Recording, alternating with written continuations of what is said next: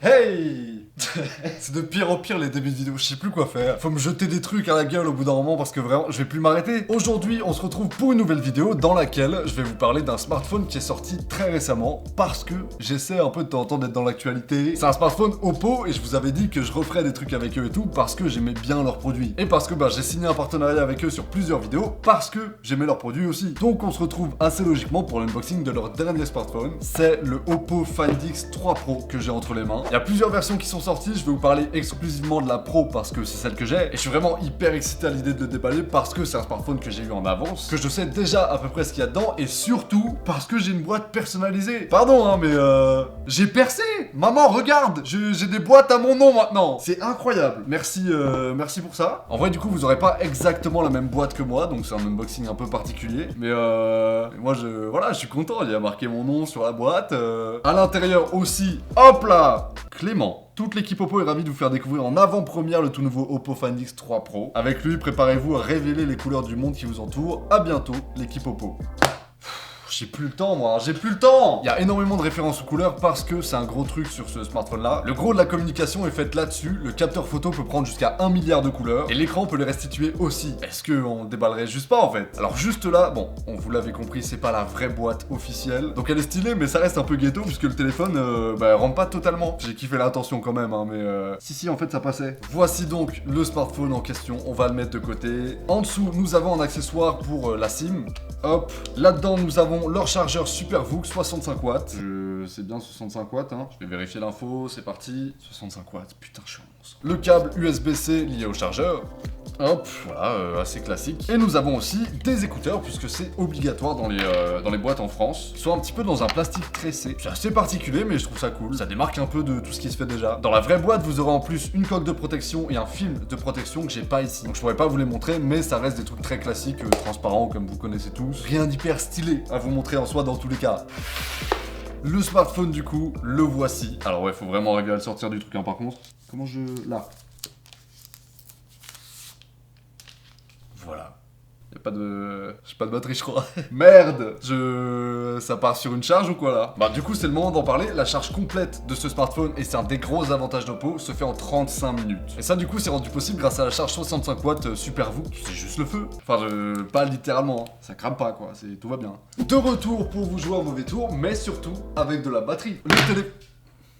Le téléphone est donc chargé. Le voici et physiquement, il est assez particulier. Moi, je le trouve joli. Il a vraiment un charme particulier avec sa coque arrière. Elle est faite d'un seul bloc, toute la partie appareil photo. Et ça, là, c'est la même chose. Il n'y a pas de rupture entre les deux, il n'y a pas de séparation. C'est juste le traitement du verre qui est différent. D'ailleurs, voilà, c'est du verre. Au début, je pensais qu'il l'aurait fait en plastique. Non, c'est du verre. Et pourtant, je pense que c'est vraiment compliqué à faire un truc comme ça là en verre. Bref, on a donc la principale partie du téléphone qui est mat. Autour, on a de l'aluminium, on a du Gorilla Glass 5 pour l'écran. Donc c'est assez solide. Et l'écran d'ailleurs, faut qu'on en parle parce qu'il est vraiment assez ouf. On est sur un écran QHD+ de 6,7 pouces. Il est AMOLED aussi, donc les couleurs sont hyper bien retransmises. Et ça se voit pas énormément là à la caméra, mais c'est un écran qui est un petit peu incurvé aussi. Donc à tenir en main, c'est un téléphone qui est très confortable, d'autant plus qu'il est léger. Le téléphone, malgré le verre, les appareils photo, etc., fait 193 grammes, ce qui est pas énorme. C'est même assez léger pour un téléphone de ce type-là et de cette gamme-là en fait. Physiquement, je trouve qu'il est hyper bien équilibré déjà. J'ai pas des très grandes mains, mais ça me convient très bien. L'aspect incurvé au dos et à l'avant fait que ça se tient très bien en main et on a aussi une petite butée ici qui a pas l'air de grand chose mais perso j'ai l'habitude de tenir mon téléphone à peu près comme ça et en fait ça tombe parfaitement. Le téléphone du coup glisse pas, c'est du détail après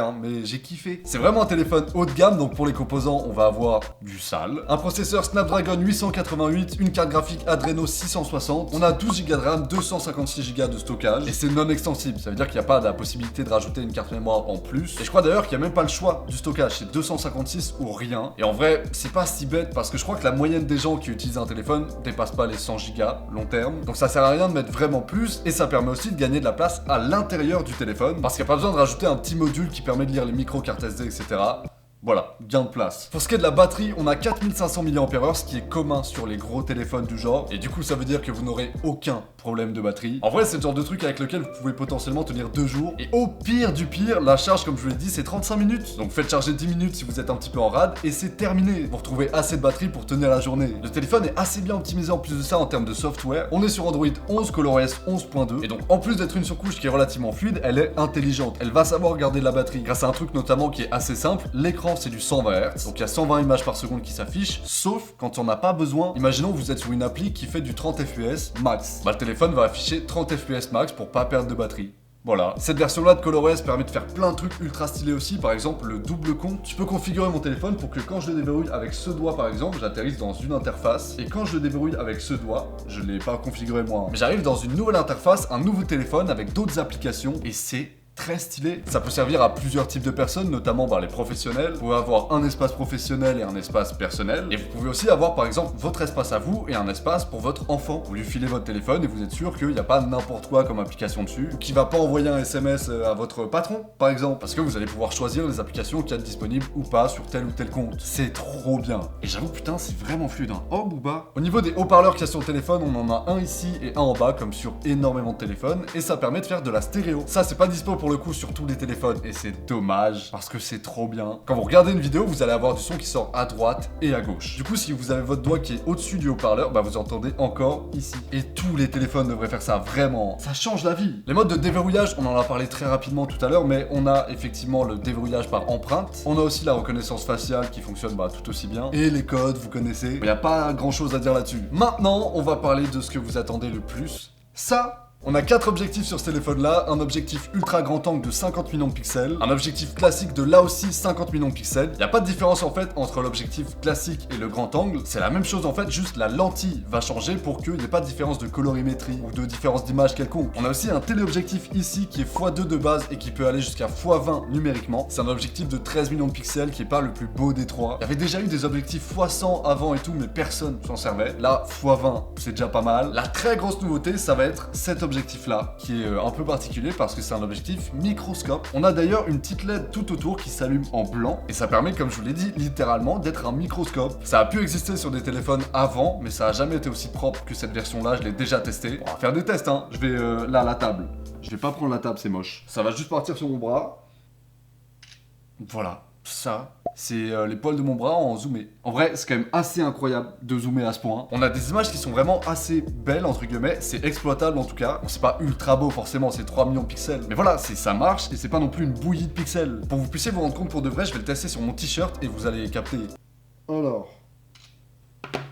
Voilà. Ça, c'est mon t-shirt en fait. On voit les mailles du truc, on voit à quel point il est sale. Ça me fout le seum, hein. Mais le niveau de détail de ce truc-là, c'est hyper impressionnant. J'ai envie de tout tester là. Qu'est-ce que je peux... Oh, ça va partir sur l'écran de ma télé. Waouh. Donc ça là, c'est un écran en fait. Trop stylé. Je vais vous afficher très rapidement des photos que j'ai pu prendre avec ce téléphone-là. Voilà, là, là, là et là. Juste pour que vous puissiez vous rendre compte globalement de ce que ça rend. Mais la vidéo, elle est pas faite pour ça, c'est vraiment un déballage. Si ça vous intéresse, je pourrais faire un test après coup pour vous dire un peu ce que j'en pense après quelques temps d'utilisation. Pour la vidéo, on peut enregistrer jusqu'à de la 4K 60 fps et on peut faire des ralentis en 1080p à 240 fps. Et en 720p, on peut pousser jusqu'à 480 fps. C'est des ralentis sympas quand même. On peut faire de la vidéo HDR 10 bits, on peut faire des photos en 10 bits aussi. Donc voilà, 1 million de couleurs, tout ça. Et on peut aussi faire des photos en RAW, qui est un format de photo qui est hyper intéressant pour les photographes notamment, parce que ça permet de faire des retouches couleurs beaucoup plus facilement. Ça conserve en fait vraiment toutes les infos de la photo, ce qui n'est pas le cas d'une photo classique. Le capteur frontal, c'est un capteur de 32 millions de pixels, et je vais faire un selfie, hein. C'est traditionnel là maintenant. Hop. Bah voilà, hormis la pose, c'est pas si mal. Peut-être dans l'autre sens, c'est encore mieux en vrai. Et bah oui, forcément. Voilà. Celle-là, elle est pas mal, hein. J'aime bien elle. On voit mes... Yes. J'ai failli oublier d'en parler, mais la charge filaire, c'est pas la seule option. La charge à induction est disponible sur ce téléphone, et la charge inversée aussi. Je l'explique à chaque fois ça, mais c'est pas assez connu pour que je passe juste dessus tranquille. En gros, imaginons, j'ai mon téléphone à 100% ici, et j'ai un pote qui est en galère. Et son téléphone accepte la charge à induction. Je peux poser mon téléphone sur le sien et lui donner de la batterie. C'est vraiment une technologie que je trouve très stylée, ça. Hein. Écoutez, voilà, je pense que j'ai trouvé mon nouveau smartphone Android, en fait. Il est monstrueux, l'écran est cool, le son est cool, c'est un son Dolby Atmos. Les photos et les vidéos, ils ont vraiment mis le paquet sur ça, donc c'est très bon aussi. Et globalement, il y a plein de petits détails que j'ai pas eu le temps de tester, donc je vous en parle pas là, mais que j'ai ultra hâte de découvrir là-dessus. Si jamais vous voulez plus d'infos, comme d'habitude, le lien du smartphone est en description. Et il faut savoir qu'il n'y a pas que la version Pro qui est disponible, donc je vous mets les autres aussi, au cas où ça vous intéresse, comme ça vous avez tous les budgets de dispo. Et puis voilà. Est-ce que c'est une fin de vidéo là déjà? Ouais, hein. Salut!